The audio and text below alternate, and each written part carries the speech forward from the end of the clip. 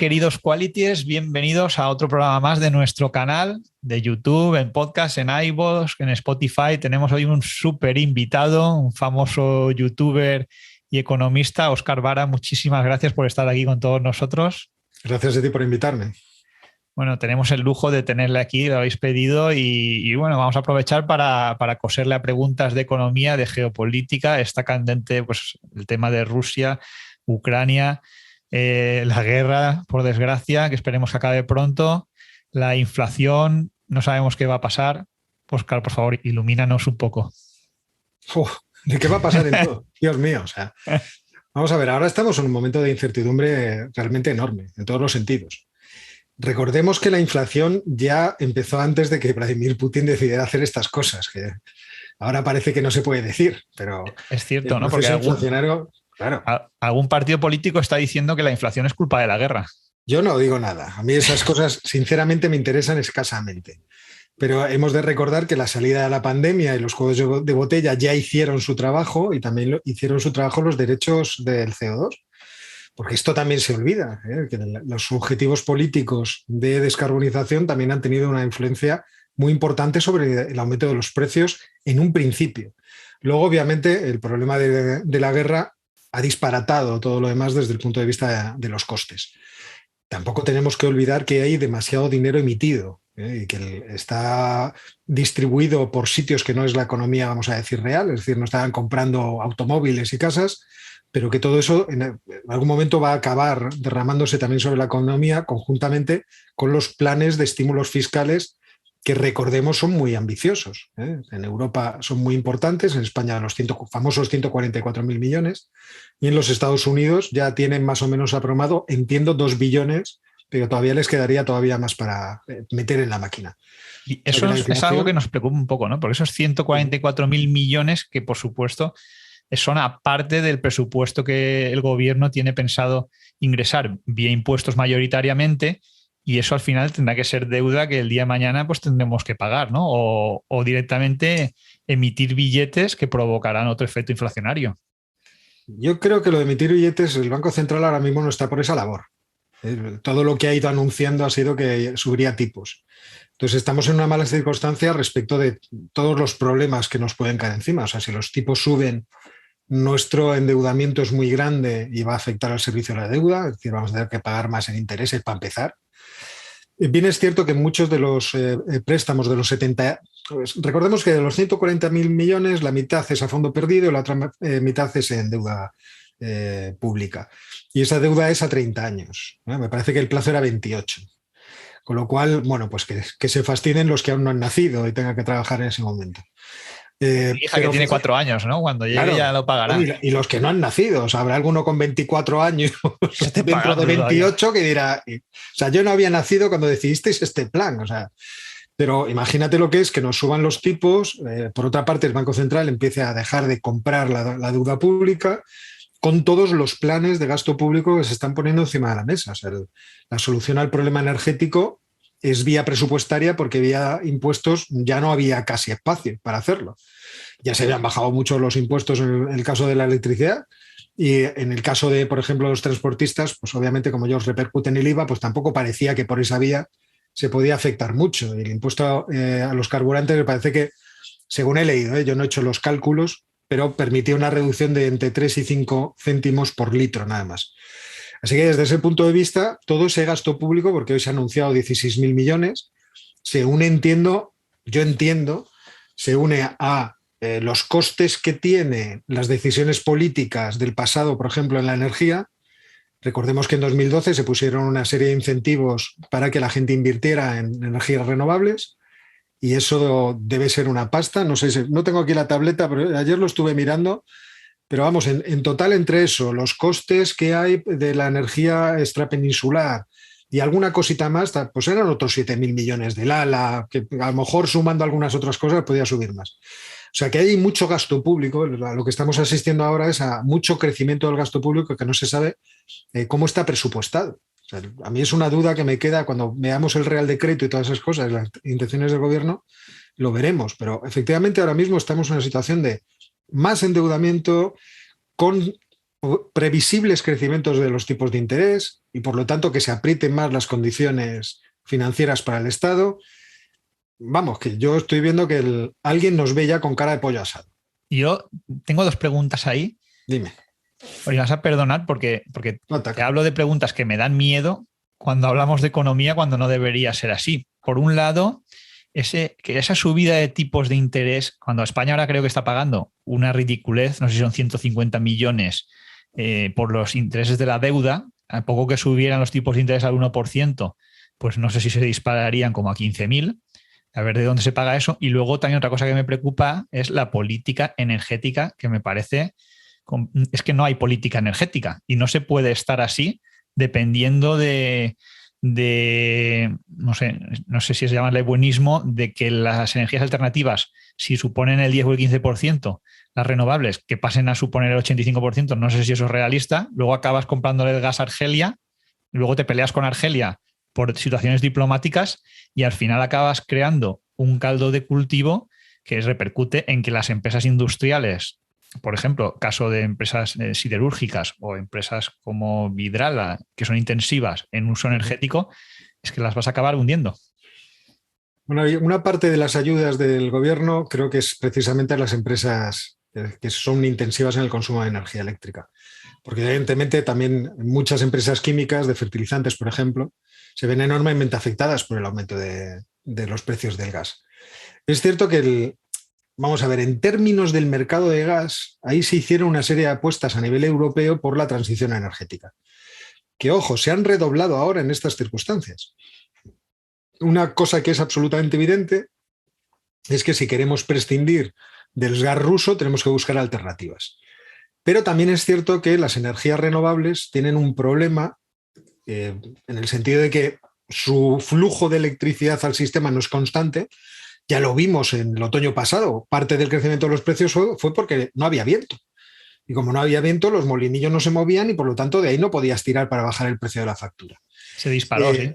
Claro, o sea que tenemos ese problema. No es constante y además no es regular en el tiempo. Entonces eso es una dificultad. Siempre necesitas algún tipo de fuente energética que meta de forma constante energía en los momentos además, en no que se puede almacenar, además, porque la eólica no se puede almacenar como la hidráulica, a lo mejor, que la almacenas en el embalse. Sí, claro, tú la tienes ahí siempre previsible. Entonces, las soluciones que en principio plantearon nuestros genios, bueno, yo entiendo que no lo hicieron.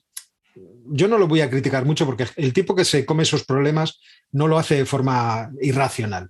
Pero el planteamiento fue: hagamos un mercado energético único europeo, entonces habrá un precio único, podremos comprar además o trasladar a aquellos sitios en los que el mix energético es distinto, incentivos para que vayan cambiando ese mix energético. Además, con la fijación del precio en términos marginales, vamos a fomentar que las empresas que tienen costes fijos y no costes variables, las empresas renovables, tengan un incentivo, tengan un beneficio extraordinario y por lo tanto haya inversión que se vaya hasta allá. O sea, la idea yo la entiendo y me parece que ahora mismo Europa sigue en la misma idea, pero mucho más radicalmente. Sin embargo, claro, uno analiza el mercado y el mercado no está enchufado. Es decir, nosotros no estamos conectados en toda la superficie europea a una misma red que pueda trasladar la energía de tal forma que si, no, que te digo yo, en Irlanda está más cara, se puede atraer a España que está más barata. Traerla de allí, hacer un proceso de arbitraje. Entonces, desde ese punto de vista, es cierto que el mercado energético europeo tiene disfuncionalidades. Y luego está el propio problema que plantea el que el mix energético sea distinto entre los diversos países. No todos los países dependen tanto del gas. Por ejemplo, nosotros no dependemos tanto del gas para producir electricidad como puedan depender los alemanes. Y entonces, es cierto que el mercado marginalista pues, supone para nosotros el estar dando un gran incentivo a la parte principal del mercado que genera electricidad, que es la renovable. Entonces, eso para nosotros supone también una distorsión, un problema. Ya veremos cómo se solucionan esas cosas. Pero está claro que el mercado tal y como está diseñado, estaba diseñado con una intención. La intención era renovables a trescaporrillo, pero teniendo siempre una cobertura con una fuente de energía que te pueden meter ahí en el sistema cuando estas fallan. Claro, en Europa se lo vieron muy, como decir, con mucha alegría la apuesta por Alemania, perdón, por Rusia, porque además solucionaba muchos problemas geopolíticos. O sea, qué mejor que atraer a Rusia hacia Europa, alejarla de China, civilizarla a través del comercio. O sea, yo creo que muchas de estas cosas pesaban en la idea de Alemania. Vamos a hacer un acuerdo de paz firmado con gasoductos. O sea, yo creo que eso tenía sentido. Ahora, todo eso nos ha ido por los aires, obviamente. Porque no se había tenido en cuenta pues, el riesgo geopolítico de tener un socio aliado como Rusia. Por ejemplo, y también el riesgo energético, porque yo creo que por donde tú ibas, el riesgo energético de apostarlo todo a que el backup fuera el gas. ¿Por qué el backup no podía ser la nuclear? Pues podría ser la nuclear. ¿Y qué opinas tú, no sé, como economista, como persona, que tengamos centrales nucleares amortizadas y paradas? Porque una cosa es no hacer, si no quieres apostar por ese tipo de energía, no hacer más centrales nucleares, pero parar las que ya tienes, que están amortizadas y el coste debe ser ridículo, el coste residual del megavatio. Y además, fíjate que el propio hecho de cerrarlas cuesta dinero. O sea, el propio hecho de gestionar los residuos, todo eso cuesta dinero. Y, por ejemplo, en este mercado marginalista, las empresas, las centrales nucleares, porque las centrales son propiedad de empresas que tienen otras fuentes de energía, pero han sufrido pérdidas. Cuando estaba el megavatio a 34 euros, pues resulta que tenían pérdidas y perdieron, no sé si fue en 2018 o en 2019, pues casi 1.000 millones de dólares, digo de euros. O sea que estos mercados no son, a veces son favorables, a veces son negativos. Quizá habría que haber sacado la hidroeléctrica y la nuclear del mix y haberla remunerado de alguna otra forma. Pero por otra parte es que yo entiendo que lo que tú dices es que es verdad, es absurdo el tener una fuente energética que es limpia, que es segura. Yo entiendo que lo de Fukushima a todo el mundo le impactó mucho, pero no sé, no creo que un tsunami vaya a llegar a ninguna de nuestras centrales nucleares. Yo creo que es completamente absurdo prescindir de ellas, no solamente desde el punto de vista económico, sino incluso te diría desde el punto de vista estratégico. Yo siempre digo que hace siglos leí un libro que se llamaba El imperativo nuclear, de un ingeniero nuclear americano, y a mí me convenció aquel señor. Él ponía los ejemplos de no solamente la seguridad, sino la fiabilidad de la energía y luego de la durabilidad en el tiempo de la energía nuclear, en el sentido de que los recursos que sirven para la energía nuclear son mucho más abundantes a la hora de generar energía en el tiempo que cualquier otra fuente. Y a mí me convenció. Oiga, este señor parece tener toda la razón. O sea, si apostáramos con esto, tendríamos un backup magnífico. Obviamente no nos soluciona el transporte, el mover las cosas, que seguiremos dependiendo de energías fósiles durante un tiempo, pero lo que es generación de energía eléctrica tendríamos prácticamente solucionado eso con la energía nuclear y aparte con las renovables. Pues oye, es una apuesta que podría ser muy, muy interesante. Hablando un poco de este señor americano y los americanos, en cuanto al tema político, ahora, por ejemplo, no sé si hay 3 bloques diferenciados, bueno, o 2, Rusia y China, Estados Unidos.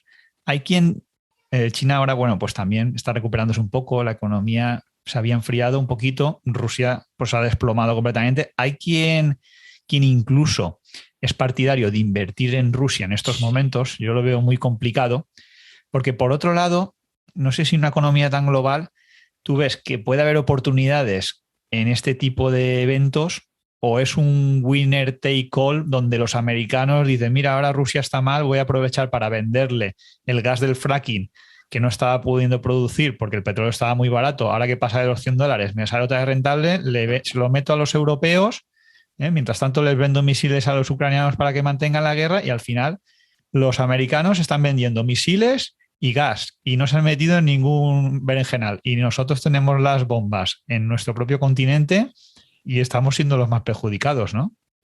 Vamos a ver, pero es que ahí el problema, en realidad, ¿cómo decirlo? El problema nosotros no lo buscamos. O sea, nosotros hemos decidido hace mucho tiempo que no queríamos tener una entidad geopolítica, que el mundo era maravilloso y esto iba a ser un remanso de paz hacia el futuro y que podíamos dedicarnos a hacer la Arcadia feliz dentro de nuestro territorio. Pues el problema es que el mundo no invita a formar Arcadias ni nada por el estilo, sino que es una cosa bastante áspera y eso nos lo ha demostrado Vladimir. O sea, Vladimir ha provocado una reacción, por ejemplo, en Alemania muy violenta, porque Alemania había descartado completamente que esto pudiera pasar en el continente. Y eso no es culpa de los Estados Unidos. Es culpa de que nosotros nos hemos adormecido muy cómodamente, tumbados sobre las armas de los Estados Unidos. Y ese no es un problema de los Estados Unidos. Estados Unidos siempre ha sido muy clara respecto de lo que es. No creo yo que a estas alturas del juego nos estemos engañando acerca de qué son los Estados Unidos. El problema ha sido nuestro. Entonces ahora nosotros nos encontramos con que tenemos que reaccionar contra la traición de un proyecto que se había organizado incluyendo a Rusia. Y en el que además nosotros estábamos dispuestos a dar la cara por Rusia, porque en las negociaciones, recordemos que Rusia nos puenteaba, decía, no, yo quiero hablar con la OTAN y con los Estados Unidos. Pero vosotros no sois nadie.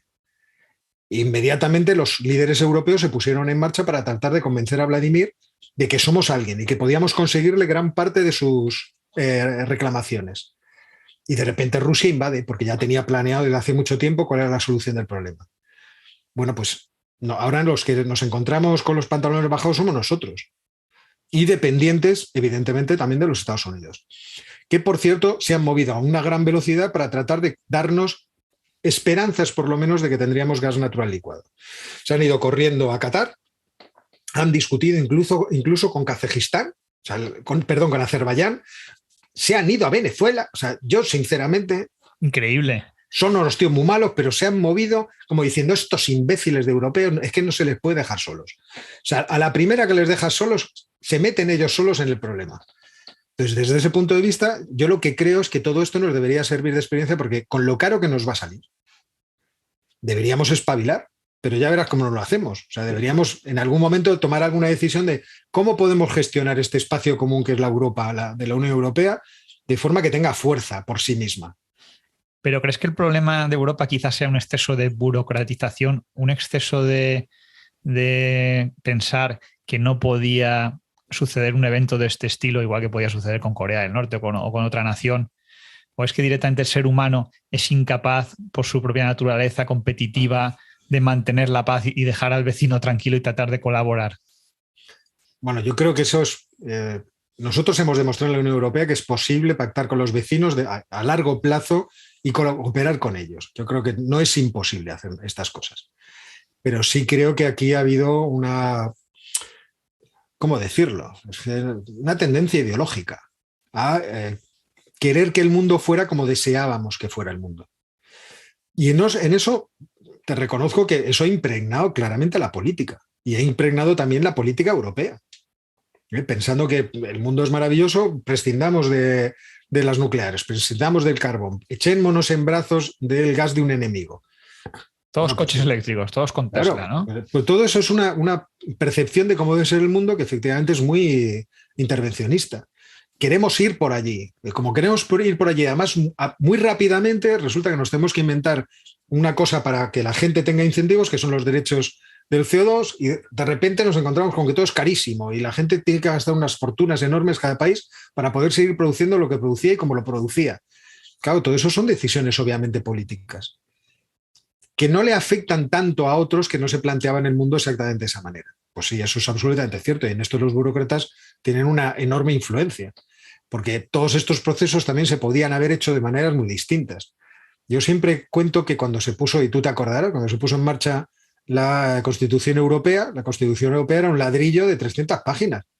Y yo ya pensé cuando lo vi, digo, esto no... Vamos a votar sin leerlo. Tanto, no, pero claro, o sea, si van a regular tanto, esto va a ser... La gente en algún país lo repudiará, porque querrá tener más libertad de acción. O sea, tú puedes regular cosas o poner una carta magna que sea defensora de los derechos y de civiles y yo qué sé, este tipo de cosas, que explica más o menos cómo te vas a organizar, pero no que entre al detalle interventor de muchas cosas diversas. Y yo creo que eso sí es un mal que le aqueja especialmente a la burocracia europea.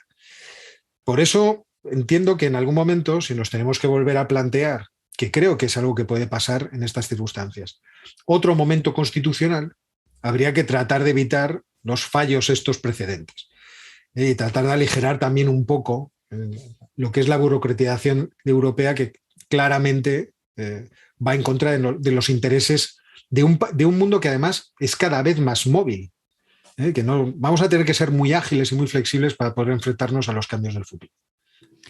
Dice Warren Buffett, ¿no? Que es el inversor legendario que todo el mundo conocemos y de referencia, que los cambios suelen suceder mucho más despacio de lo que pensamos. Y de hecho él pues continúa invirtiendo en petróleo, en bancos, en Coca-Cola, porque pese a que a veces queremos que desaparezca el petróleo y todo sean energías renovables, la realidad pues te pone en tu sitio, ¿no? Y las cosas pues tienen que ser rentables, la gente tiene que pagar la factura de la luz, llegar a fin de mes y las empresas funcionar.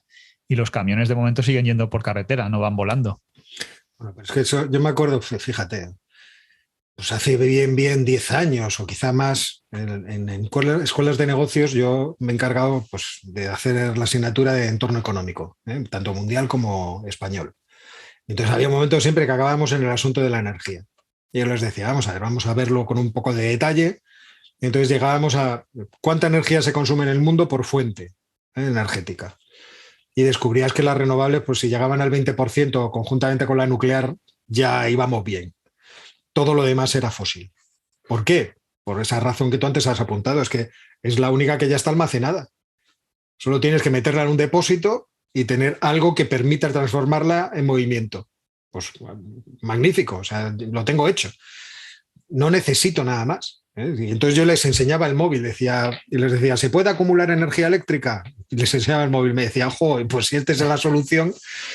No es que haya cambiado mucho, es verdad que estamos progresando, pero todavía yo creo que no existe almacenamiento industrial o a nivel industrial de energía eléctrica suficiente. Pero además, aunque existiera, transformar todo el parque móvil existente en otro que se mueva exclusivamente con electricidad es carísimo. O sea, imaginemos la cantidad de dinero que habría que gastar para poder hacer eso. O sea, la transición de eso podría ir acompañada de que cada vez que se va amortizando un vehículo, pues efectivamente el que le sustituya sea un vehículo eléctrico. Bueno, esta podría ser la vía. Además, después de haber visto cómo aceleran los Tesla, pues ya todos nos hemos emocionado. Y decimos, yo también quiero acelerar así, pegarme al asiento. Entonces, no sé, yo echaría de menos el ruido del motor, pero yo creo que podríamos venderle a la gente ese nuevo deseo. Pero el problema está en que no parecía realista hace 10 años y no lo parece ahora, que vayamos a poder prescindir tan rápidamente de la energía fósil. Por eso yo les decía a mis alumnos, si el cambio climático es cierto y está provocado por las emisiones de quemar este tipo de energías fósiles, entonces deberíamos estar pensando cómo adaptarnos, porque evitarlo me parece a mí que no, llegamos ya tardísimo. Entonces deberíamos empezar a pensar qué hacemos, qué planes preventivos hacemos para prevenirnos de esto que nos va a venir encima. Porque no veo yo la forma de poder hacer esa transición tan rápido. No, sin duda no puede ser tan rápido y tan barato como pensábamos, porque ahora hemos visto que imagínate que todos los vehículos estuvieran conectados a la red eléctrica, también el incremento eso de presión que supondría, ¿no? Bueno, en eso no soy un técnico, pero supongo que ahí estarían los de los enchufes diciéndote, con esto se le acaban los plomos. ¿Quién le ha hecho esta instalación? Me imagino. ¿Quién ha sido el tipo que ha hecho esta instalación? ¿Pero cómo es posible? Pues seguramente. Lo que pasa es que yo a lo que voy es que esa afirmación que contabas de Buffett es muy cierta. Los cambios en ese sentido no pueden ser instantáneos, ya nos gustaría. Los cambios políticos es otra cosa. El que los países entren en desconfianza unos con otros, el que tú te dirijas a comerciar con otro país en vez de con este, eso se puede hacer muy rápidamente. Y se ve en las tendencias del comercio internacional en el mundo, como el que era hace nada tu socio comercial preferente en 3 años deja de serlo. Y de repente encuentras a otro. Y eso pasa a grandes velocidades. Pero lo que necesitamos para poder hacer funcionar nuestro modo de vida, para que nosotros tengamos una buena vida, lo que entendemos que es una buena vida, eso está bastante, ¿cómo decirlo? Ya está bastante establecido. No puede cambiar mucho.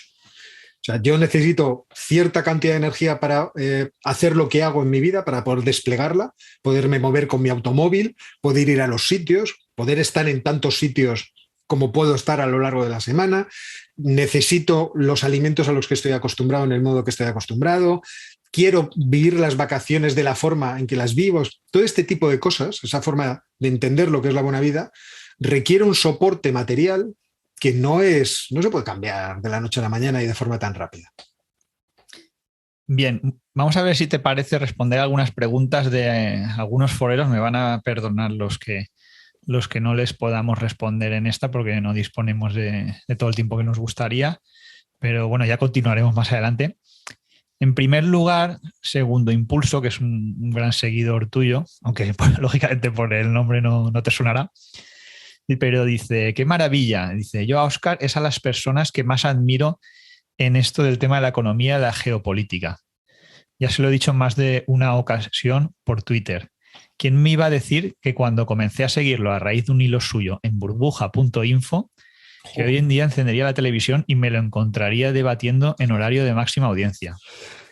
Dice, de geopolítica solo le haré una pregunta. ¿No cree que China estará tomando nota de todo lo que está pasando con el gas en Europa y se tomará la construcción de la fuerza de Siberia 2 con otros ojos, a la vista de que a ellos en un futuro les pase lo que a Europa en este momento? Y la segunda pregunta que dice dice sobre si el Real Madrid y el Atlético se clasifican para la semifinal de la Champions, ¿tendremos geopolinómicos esta semana? Dice, un abrazo de mi parte para Óscar, Ángel y Jorge. Y dice, son ustedes muy grandes. Pues primero agradecer las palabras tan amables y yo creo que merecidas. O sea, cuando yo abrí ese hilo en Burbuja Info tampoco pensaba que este año iba a ser tan trepidante en esta cuestión de los medios. No pensaba que iba a llegar a 100.000 suscriptores, vamos. 100.000 es más audiencia, por ejemplo, que tenemos aquí en la Comunidad Valenciana, en Canal Nou, que ya no sé, creo que ha cambiado de nombre, pero vamos, estoy seguro que la mayoría de programas no los ven 100.000 personas. Bueno, a mí no me ven los vídeos tantas personas, pero es verdad que tener 100.000 suscriptores es un hito, o sea, es una cosa, sobre todo por el trabajo que constituye. O sea, entonces tampoco me lo imaginaba para nada. Y la gente tiene muchísimas opciones en YouTube. Para que sí, vean, claro. O sea, vamos a ver. Suscriptores tienes que dar mucho valor.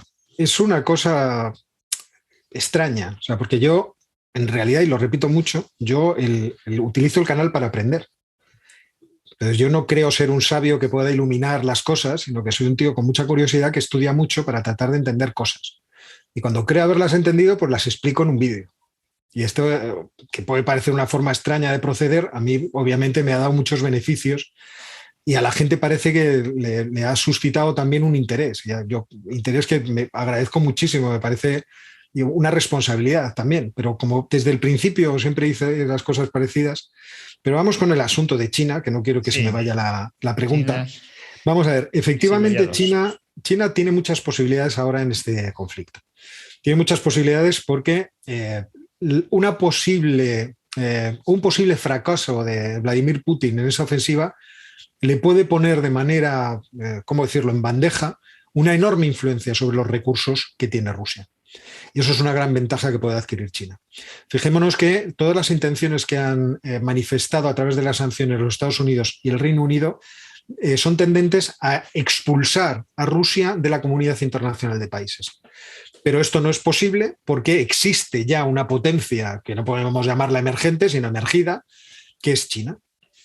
Y China presumiblemente por ahora no va a dejar sola a Rusia, ni la India ni los países árabes. Pero no le dejarían sola si triunfara. Si no triunfa, lo que pueden hacer es tratar de aprovecharse de ella. O sea, una Rusia débil. Como hacen, por ejemplo, en África, China. En todos los sitios. Quiero decir, si Rusia no logra conseguir sus objetivos y entra en una espiral de inestabilidad política, podemos asistir a otro proceso de rompimiento de Rusia como ocurrió con la Unión Soviética. Y en ese caso habrá muchos candidatos para quedarse con los despojos. Por ejemplo, a China le encantaría tener una salida al Ártico, porque en el Ártico existen innumerables recursos naturales que explotar. Y ya están todos hablando de cómo hacerlo. O sea, eso de que sería siempre una especie de reserva de la naturaleza que no tocaríamos, una leche. O sea, ya están los propios rusos diciendo, no, es que la banquisa, lo que es la plataforma continental, nos llega casi, mire usted, casi hasta Alaska. Y están los de Alaska, los americanos diciendo, vamos, como aparezca por aquí te vas a enterar. Y los chinos diciendo, yo también quiero. O sea, imaginemos que Rusia entra en un proceso de tal debilitación que la provincia de Yakutia se la quedaran los chinos. Esto sería una conmoción en términos mundiales. Entonces, tengamos en cuenta que China no es un aliado perfecto de Rusia.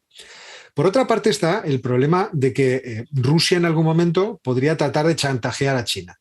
China es bastante más difícil de chantajear de lo que parece. en el sentido de que tiene más opciones, por así decirlo, más capacidad ahora, por ejemplo, a través de su potencia exportadora, de atraer recursos de cualquier parte del mundo. Y eso es lo que hace. O sea, lo hemos visto, sus reservas de petróleo le permiten estar sin abastecimiento durante 90 días. Sus reservas de trigo le permiten estar abastecido durante 18 meses. O sea, China es un competidor que siempre juega a un bastante largo plazo. Entonces, no creo que les dé especial miedo el... Lo cual es una ventaja, perdona, porque el largo plazo es uno de los factores, probablemente el que más influye en tener una estrategia adecuada. Y aquí hablamos, pues, en el tema de la inversión, si hay un factor que destaca es el largo plazo. Evidentemente, o sea, tienes que imaginar cómo van a ser las cosas en el futuro y cómo te vas a mover tú en esas tendencias, a pesar de que se puedan producir fenómenos que muevan el mundo de forma coyuntural, pero ver bien claro cuáles pueden ser esas tendencias. Entonces, desde ese punto de vista, el poder de Siberia 1 y el poder de Siberia 2 no son especialmente peligrosos en términos estratégicos porque no suponen tampoco un aporte de gas tan grande, por ejemplo, como eran los Nord Stream 1 y 2 para Alemania. O sea, me parece que el segundo poder de Siberia son 35.000 millones de metros cúbicos, el primero me parece que son 15.000. O sea, que no llegarían a los 50.000, no llegarían a 1. Pero no, ahora mismo no lo recuerdo, quizá llegan a 60, pero sé que se queda muy lejos de lo que supondría, por ejemplo, que a Rusia se le cortara completamente la venta de gas a Europa, que está en torno a los 200.000 millones de metros cúbicos. O sea que no creo que sea una preocupación ahora mismo para China. China yo creo que lo que está es un poco en modo buitre, esperando a ver qué pasa y qué tipo de despojos puede recuperar del terreno de batalla. Y hay un tema, a ver si me puedes iluminar, que yo no termino de entender. Digo, ¿cómo puede ser? Es que el ser humano a veces es irracional, ¿no? ¿Cómo puede ser que estemos en Europa pagando a Rusia por el gas 1.000 millones diarios, con lo cual financiamos la guerra, y luego, por otro lado, fabriquemos armas que les vendamos a Ucrania? ¿No es un sinsentido esto? Hay una parte todavía más divertida, que es que el tránsito de gas a través de Ucrania se ha duplicado en estos meses, de tal forma que Rusia sigue pagando el peaje de ese gas a Ucrania, con el que compra las armas a Occidente. O sea, es todavía más absurdo. Estamos en una situación, pero vamos a ver, o sea, la situación en la que estamos es perfectamente comprensible. O sea, los rusos han decidido invadir, los alemanes no pueden prescindir de la energía y los rusos no pueden prescindir de venderla. Y los intereses económicos priman. Claro, estamos viendo que si el conflicto además queda contenido en Ucrania, mejor. Porque, ojo, el conflicto podría extenderse al resto de Europa. O sea, esto no es una posibilidad retórica, es una posibilidad real. Entonces, por eso estamos todos con tanto miedo. Y por eso, incluso que Biden diga, ese tipo no debería seguir siendo presidente después de la guerra, incluso eso puede ser motivo de escalada y de problemas. Y todo el mundo sale inmediatamente a decir, no, el señor Biden II que no quería decir que hay que cambiar de régimen político en Rusia. O sea, estamos en una situación realmente muy delicada. Cualquier evento, bueno, los eventos, digamos, que en principio parecen irrisorios son los que desencadenaron tanto la Primera Guerra Mundial, sobre todo, como en el caso de la Segunda, ¿no? Con los eventos en Polonia. Hay acontecimientos que llaman a otros. Y este es el problema de la escalada, en el que yo tiro un vaso, el otro me llama no sé qué, yo me acuerdo de su madre y el otro entonces ya me pega en la cabeza, yo saco una pistola y el asunto se lía. En el caso de la Primera Guerra Mundial es evidente. O sea, el acontecimiento inicial no era tan sumamente importante como para producir todo lo que produjo posteriormente. Pero la cascada de actos sucesivos fue lo que fue llevando al final al follón. Algo pasó muy similar en el año 2014 en el Donbass, en Ucrania, que una toma de edificios públicos al principio no fue nada, pero cuando se tomaron los edificios y se negaron a abandonarlos, eso llamó a otro tipo de movimientos. Y de repente las manifestaciones de uno y otro lado, prorrusos y proucranianos, empezaron a pegarse entre ellos. Entonces unos armaron unas milicias, otros mandaron el ejército. Y de pequeñas cosas acabaron creándose conflictos, bueno, pues en realidad el origen del conflicto en el que estamos. Y sí, efectivamente, eso puede ocurrir perfectamente. Por eso hay que tener un especial cuidado respecto de lo que ocurre. Pero en ese absurdo nos encontramos. Y además es un absurdo, lo malo, perfectamente racional y comprensible. Los alemanes son los que podrían haber hecho más daño a Rusia.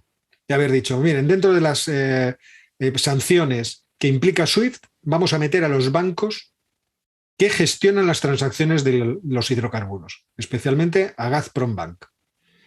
Y entonces habríamos partido por el eje la economía rusa. Igual que se hizo con la economía iraní.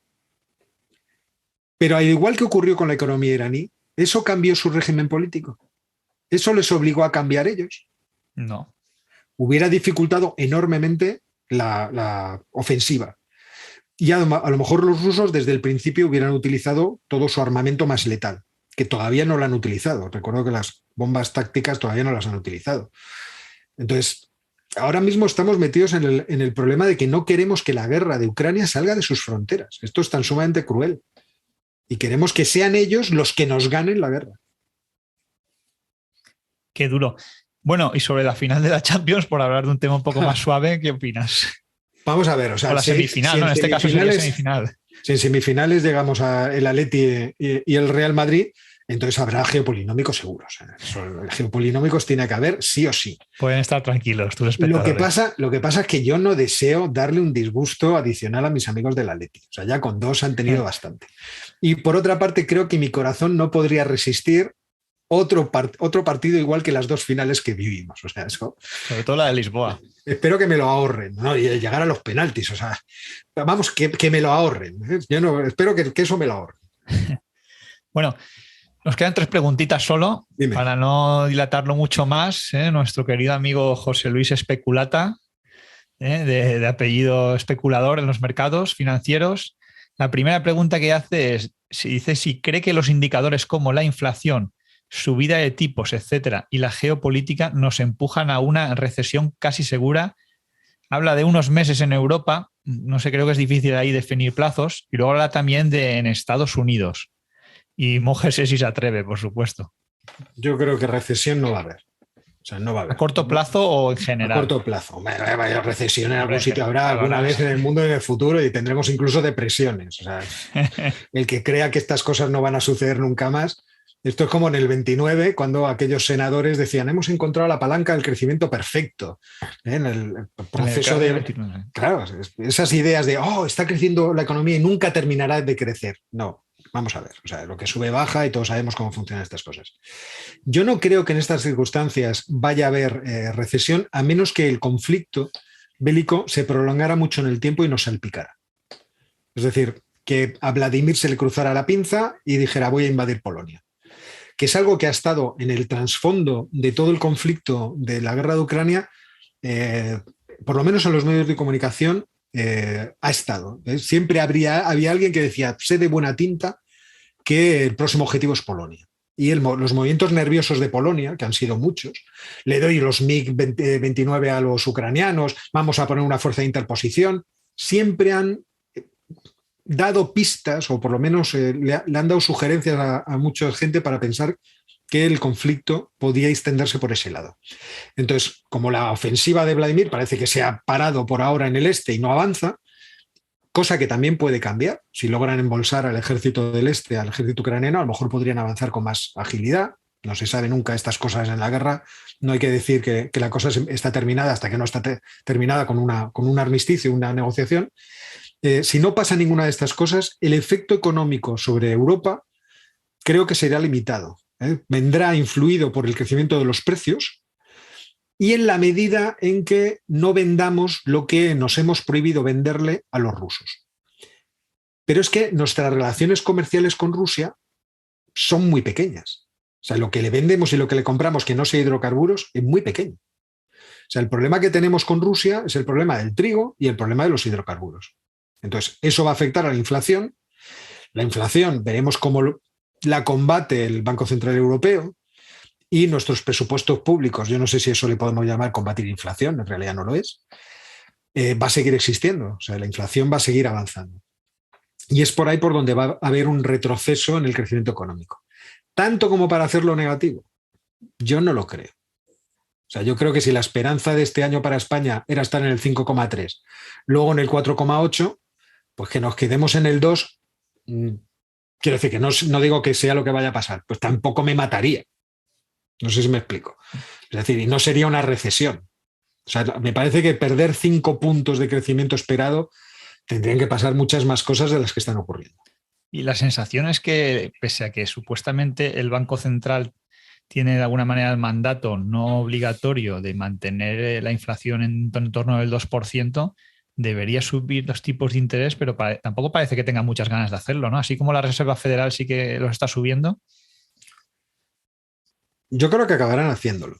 Lo que pasa es que mientras que los norteamericanos tienen una circunstancia muy distinta, porque en la crisis de Ucrania a ellos les toca muy de refilón, no les afecta especialmente, incluso, no digo que les vaya a beneficiar, porque yo creo que perderán algo de crecimiento por culpa de la crisis.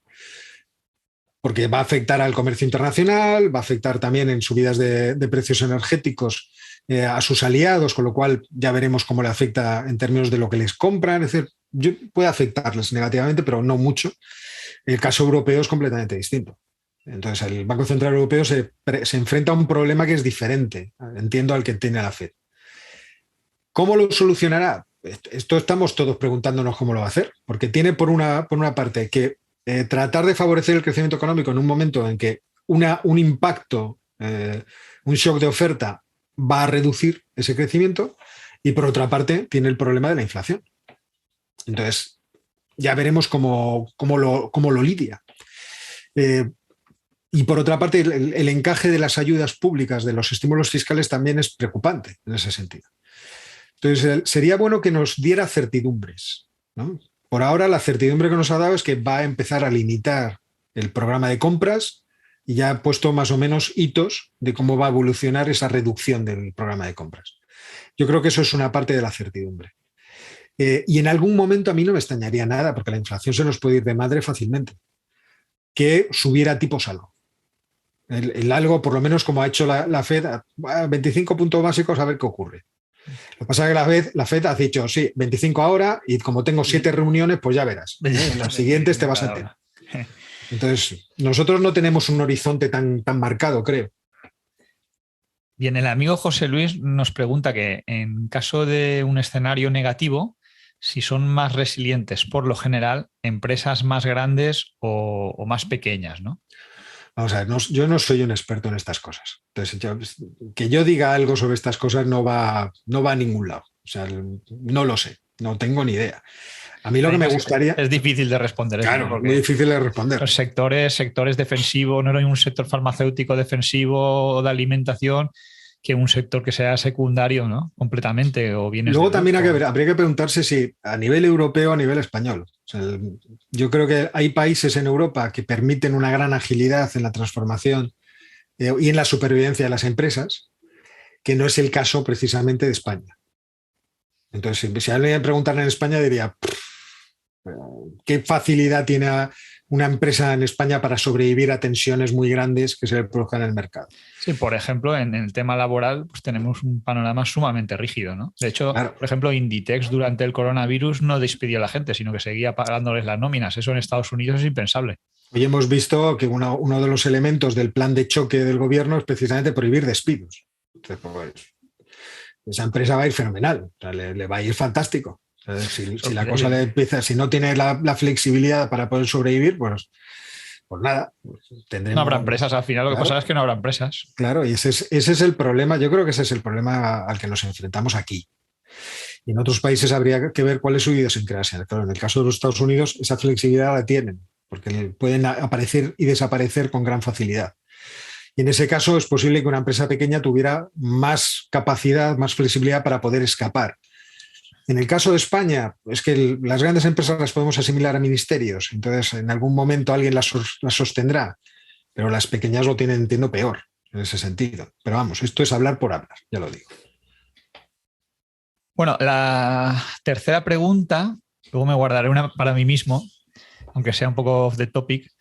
Dice, ¿cree que tras lo ocurrido recientemente con la invasión de Ucrania y los mensajes de asertividad de Xi Jinping y el terror / desconfianza de Estados Unidos y Europa, la deslocalización de muchas factorías de empresa a Asia se va a dar la vuelta y van a retornar a Europa? Parte de la producción, como por ejemplo Intel, que planea invertir en una gigafactoría en Europa, etcétera, Dice, luego puede ser que vengan otras empresas tecnológicas e industriales a Europa o Estados Unidos. O sea, digamos que una localización en Europa o incluso en España, no sé esto cómo lo ves, ¿no? Bueno, hemos Desde tenido China, por ejemplo. mucho hace tiempo, mucho comentario acerca del desacople de la economía, por ejemplo, de Estados Unidos con China. Y también hemos visto con la pandemia mucho escrito acerca de si no era el momento oportuno para plantearse precisamente eso. Si las cadenas de suministro no deberían estar más cerca de los consumidores. Incluso si no tendría sentido que la deslocalización se produjera en países que en términos de valores o ideológicos estuvieran más próximos, y supongo que esto se entiende fácilmente a qué me refiero, estuvieran más próximos a Europa. Y yo entiendo que eso va a ser una tendencia que se va a ir viendo. Hay un problema, no obstante, para ello, que está derivado del capital humano que se ha generado en China y que quizá no exista en la misma cuantía en el resto del mundo. Es decir, China se ha convertido en una factoría para producir todo tipo de cosas y tiene el capital humano, las personas que son capaces de hacer ese tipo de producción. Y quizá nosotros nos hemos descapitalizado en ese sentido. Entonces yo me acuerdo, por ejemplo, ejemplos que ponía la gente. Uno quería vender una aplicación que implicaba una pulsera que daba un ritmo para los músicos, para que toda una banda pudiera tocar sintiendo el ritmo en la muñeca, y entonces resulta que no encontraba los motores para producir esa vibración. Y entonces se fue a Shenzhen, que como se sabe todo el mundo es un gran centro precisamente para la telefonía móvil y todo este tipo de artefactos, y él me decía que en cuanto a hardware estaban avanzadísimos en ese sentido, que él no había encontrado los motores en otros sitios, pero allí había encontrado decenas de tipos y prototipos distintos que él podía utilizar. Entonces, hacer esas transferencias ahora de deslocalización, traer esas empresas, pues dependería de cómo se puede adaptar al capital humano que tenemos aquí ese tipo de producción.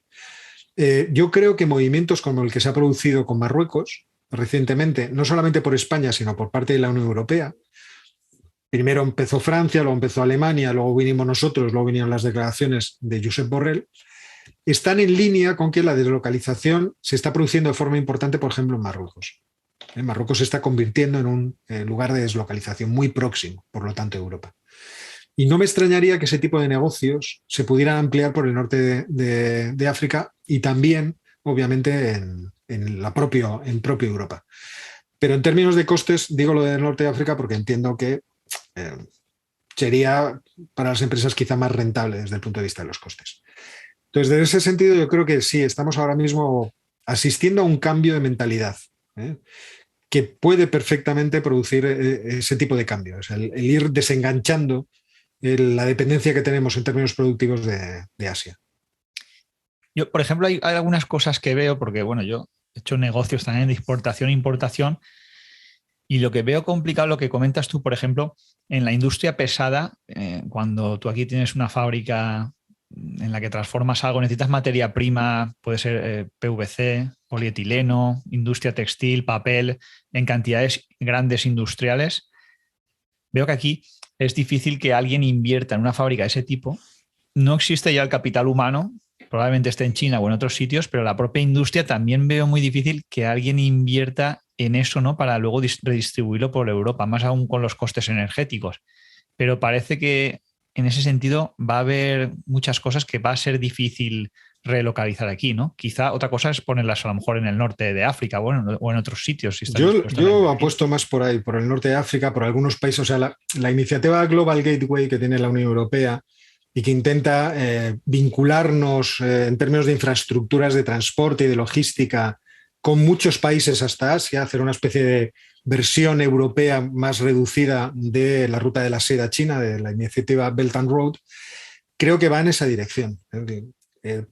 La presidencia de la Comisión Europea de Ursula von der Leyen empezó diciendo que ella quería tener poder, que había que hacerle entender a Europa lo que es el poder geopolítico, y creo que siguen en esas vías cada vez de forma más con mayor convicción, porque el mundo nos lo está poniendo así.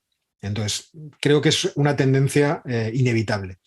Y el norte de África es un objetivo claro de expansión de esas actividades económicas, que además tiene la virtud de incrementar el nivel de vida de todo el norte de África y al mismo tiempo ir atrayendo a África en términos culturales a unos moldes más occidentales.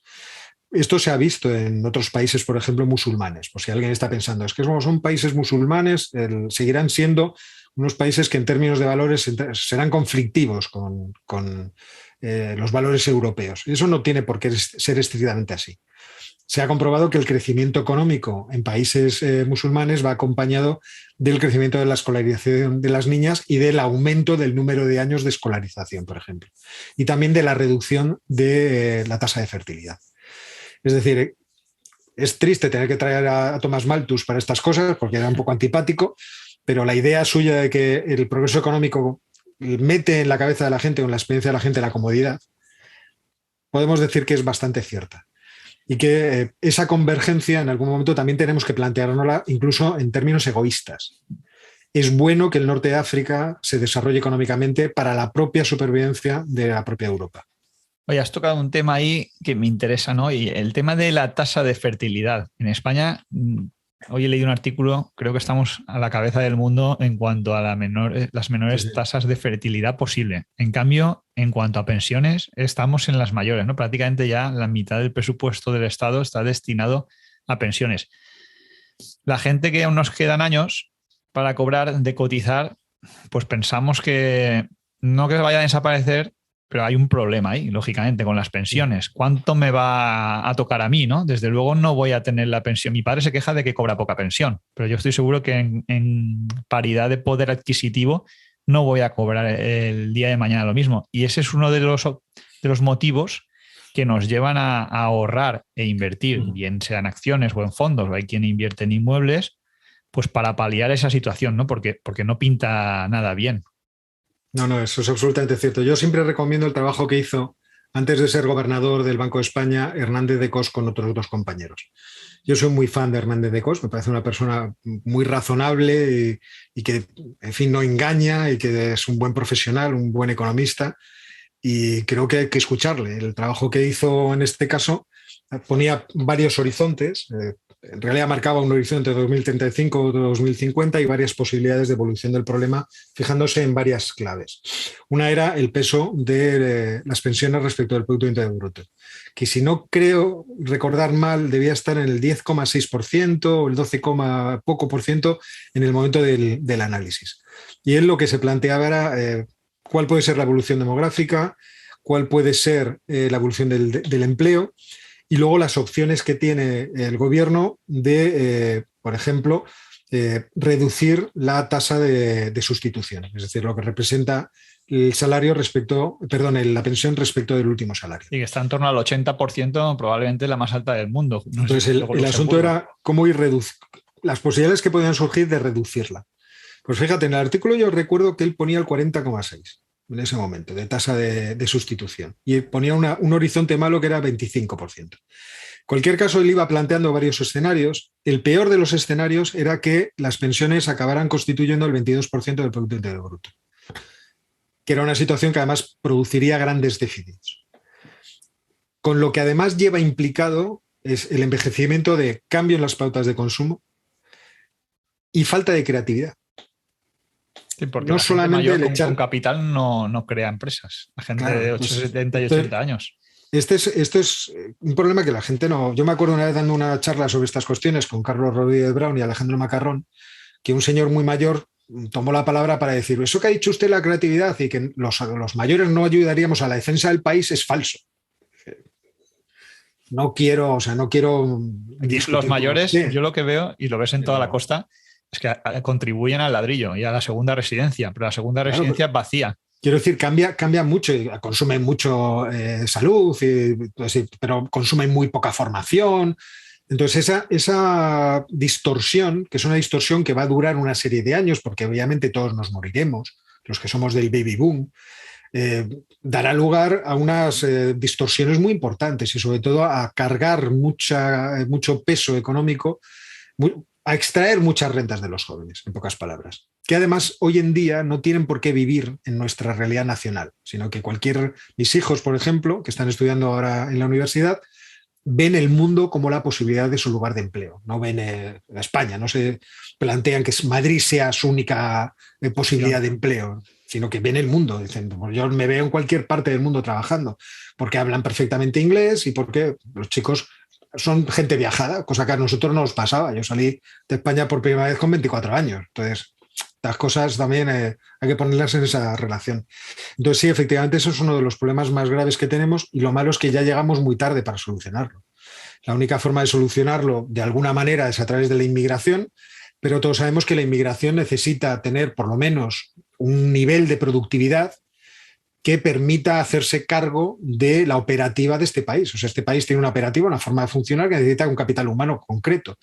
Si ese capital humano desaparece, entonces no se podrá gestionar lo que es esta realidad. Es decir, si todos los transportistas se jubilan a la vez, entonces resulta que lo que ha ocurrido estos días pasaría ya de forma crónica, sería imposible transportar los bienes. Si no tenemos a los ingenieros necesarios para poder operar las redes de electricidad, pues entonces esto dejaría de funcionar. Y este es un problema que hemos olvidado, que hemos ignorado durante decenas de años, porque Alejandro Macarrón, por ejemplo, con su fundación Renacimiento Demográfico, ha dado a la lata extensamente, el hombre gritando en el desierto conjuntamente con Joaquín Leguina, y nadie le ha hecho caso. Y como seguimos sin hacer caso, pues estamos ante una situación que en el futuro va a ser peliaguda. O sea, lo pongamos como lo pongamos, y que va a causar una gran distorsión. Pero, en fin, estamos en las circunstancias que estamos. Hay dinero para todo, menos para convencer a la gente que tenga niños. También hemos escuchado cosas sorprendentes en el pasado, por ejemplo. O sea, si la administración pública quiere intervenir en el mercado de vivienda, que lo haga y que haga grandes planes de obra pública. Yo no estoy en contra de eso, pero que haga grandes planes de obra pública, además, que sean viviendas en las que se puedan tener familias grandes. A mí aquello de la solución habitacional de 30 metros cuadrados, a mí aquello no incita a tener hijos, ¿no? Claro, o sea, ¿usted qué está proponiendo que sea la juventud en el futuro? Dele usted una casa de 110 metros cuadrados como poco. Yo les daría una casa de 200 metros, pero bueno, yo es que soy muy generoso. Entonces, yo entiendo los problemas que eso causaría para la riqueza del país, porque deprimiría el valor de los inmuebles y entonces resulta que eso afectaría a la riqueza inmobiliaria y por lo tanto al consumo. También habría que pensar y estudiar qué tipo de efectos produciría eso sobre la economía. Pero está claro que ahora mismo estamos poniéndoles un mal futuro, teniendo una España tan sumamente atada y tan rígida a nuestros jóvenes, que además se nos va a caer encima. O sea, este es uno de los problemas que me parece más preocupantes de todos los problemas que tenemos. O sea, más que cualquier otro problema. Y no por las pensiones, realmente, sino por toda la distorsión añadida que va a producir. O sea, todos los daños que va a producir de forma mucho más amplia. Así que sí, yo alguna vez bromeo con mi mujer y digo, cuando lo veamos muy mal, vendemos las cosas, lo metemos en Bitcoin, nos aprendemos la contraseña y nos lo llevamos a otro país. 12 palabras famosas. Has comentado una cosa, yo soy un poco del ramo de la construcción, o por lo menos antiguamente. Y en la construcción, bueno, pues hasta 2008 se construía más que en ningún lado y había empleo, había mucha gente trabajando y se trajeron inmigrantes también para trabajar en la construcción.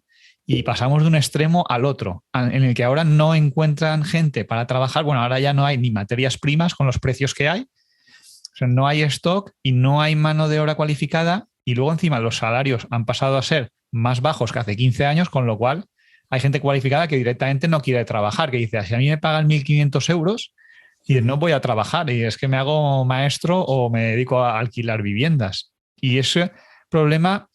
Igual luego hay que replantearse las cosas, pero se puede trasladar al modelo, por ejemplo, turístico, que también ha estado en entredicho y probablemente sea el mejor de Europa. Entonces, al final dices, bueno, ¿y qué modelo hay que coger? ¿Por dónde vamos? ¿O qué vamos a hacer si es que hay algo posible, ¿no? Para redirigir esto? Yo creo que yo soy de la opinión de que España se ha convertido en una realidad muy rígida en todos los sentidos y que hay que tratar de ir quitando esas rigideces para que la posibilidad de crear riqueza por la iniciativa privada sea más fácil. Es increíble que en la distribución o la estructura empresarial de España haya un salto entre las empresas de menos de 50 trabajadores y las de más de 250. Y eso es por cuestiones regulatorias que desincentivan a que nuestras empresas, cuando alcanzan un determinado nivel, quieran crecer. Eso a mí me parece una cosa absurda. O sea, deberíamos tener un sistema legal y de garantías que permitiera a las empresas crecer todo lo posible y competir todo lo posible. De repente en Europa nos hemos caído del guindo que no tenemos ninguna empresa tecnológica puntera y que resulta que todo el procedimiento que utilizan nuestras empresas en la nube pues es proporcionado bien por empresas de Estados Unidos y ahora empezará a ser proporcionado por empresas chinas. Que si un día nos cortan el acceso a la nube, nos joden la economía.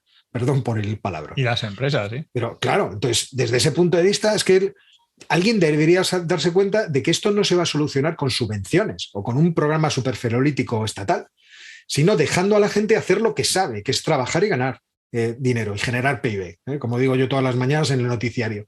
Porque generar PIB no es nada malo para la economía. Los escandinavos lo hicieron y crearon al mismo tiempo, soportaron al mismo tiempo un enorme aparato de protección social. ¿Por qué? Porque pueden generar pasta. O sea, si no se genera dinero, ¿cómo se va a mantener ese estado del bienestar? Que yo no digo que sea malo, que podemos tener un estado del bienestar, pero si no eres capaz de financiarlo y encima le quitas la posibilidad a la gente de que genere riqueza para luego poder financiarlo, al final lo que estás haciendo es ir reduciendo nuestra capacidad económica, que oye, mientras más o menos lo aguantemos o mantengamos un nivel, irá bien, pero es que vamos cada vez a menos. Entonces, desde ese punto de vista, a mí me parece muy preocupante todas esas trabas, esos impedimentos que se le ponen a la gente a trabajar, a poder realizar su actividad y a poder hacer que sus empresas crezcan, que sean más competitivas, que vendan más al exterior.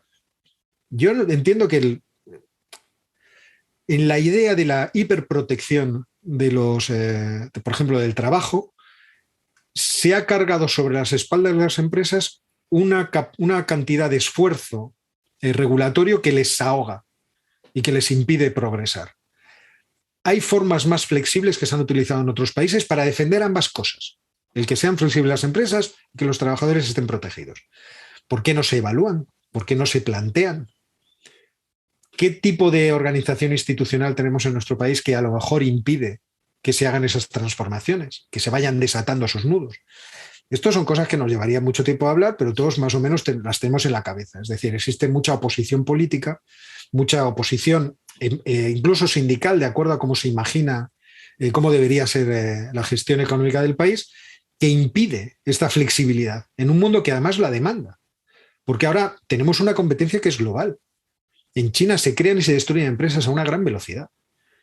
Y esa competencia nosotros ahora mismo es que no la podemos imaginar y podemos tener huecos en los cuales colarnos. Pero a esto me refiero, al que tenemos un problema de rigidez por todos los lados que impide a la gente crear riqueza. Hay quien dice que esto solo lo solucionan los hombres de negro, que venga alguien de Europa aquí y se presente a las elecciones y que ni siquiera hable en español. Y sería una única manera de cambiar la mentalidad, ¿no?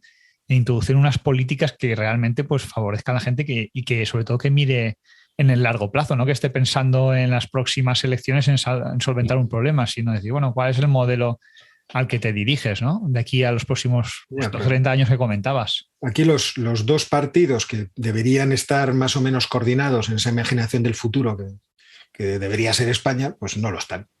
Están siempre peleados porque lamentablemente el público también es defectuoso en este sentido. O sea, mucha culpa la tenemos nosotros. Si nosotros no premiamos el pacto entre los grandes partidos, sino todo lo contrario, lo castigamos. Si estamos deseando que pacten los grandes partidos con los extremos, en vez de que haya un partido en medio que sirva de bisagra, si nosotros somos así hooligans de la política, entonces ¿qué se puede esperar? Y este es un grave efecto que tenemos nosotros los españoles, que por cierto no les aqueja especialmente a los alemanes, por ejemplo. Deberíamos aprender un poquito. ¿Aquí eres del Madrid o eres del Barça? Sí, pero eso es algo muy peligroso. El hooliganismo en política es muy peligroso. Bueno, Óscar, muchísimas gracias por tu tiempo. No te quito más, que sé que tienes otras actividades. Bueno, hacer de niñera, tengo que recoger al chaval. Eso es una de las más reconfortantes que hay. Gracias a todos. Me encanta. Gracias a todos los oyentes, gracias por estar aquí. Esperemos verte de nuevo. Te seguimos en tu canal, Óscar Vara. Y bueno, pues un placer, ¿no? La verdad que soy un lujo auténtico tenerte aquí. Y bueno, gracias. Ha sido un placer para mí. Muchas gracias. Gracias y a todos los oyentes. Hasta pronto.